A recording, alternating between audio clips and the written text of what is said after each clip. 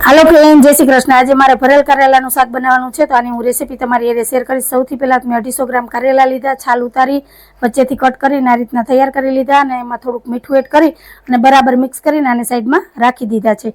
હવે એક કડાઈમાં અડધી વાટકી ચણાનો લોટ લઈ અને આપણે બ્રાઉન કલરનો થાય ત્યાં સુધી શેકવાનો છે। તો લોટ શેકાઈ ગયો છે, હવે આને આપણે સાઈડમાં રાખી દઈએ અને કારેલા અને બટેટા બાફવા મૂકી દઈએ।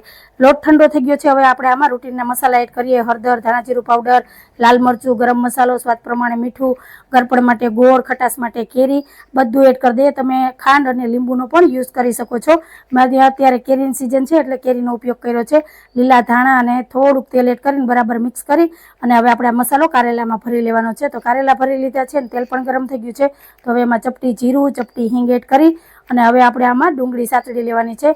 ડુંગળી સતળાઈ જાય પછી આપણે આમાં એક ટમેટું એડ કરશું અને ડુંગળી અને ટમેટાના ભાગનો ફરી પાછો આપણે બધો મસાલો એડ કરશું। લાલ મરચું, હળદર, સ્વાદ પ્રમાણે મીઠું, ગરમ મસાલો અને ધાણા જીરું પાવડર બધું મિક્સ થઈ જાય એટલે આપણે આમાં બાફેલા બટેટા એડ કરીને બરાબર મિક્સ કરવાનું છે અને થોડીક વાર માટે સાતળવાનું છે।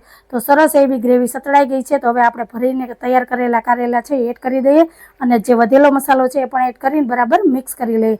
હવે મિક્સ થઈ ગયું છે તો આપણે આમે અડધા કપ જેટલું પાણી એડ કરશું ગ્રેવી માટે અને ફરી પાછું બરાબર મિક્સ કરી અને થોડીક વાર માટે આને ઉકળવા દેશું। તો સરસ એવી ગ્રેવી થીક થઈ ગઈ છે અને સરસ એવું ભરેલ કારેલાનું શાક તૈયાર થઈ ગયું છે।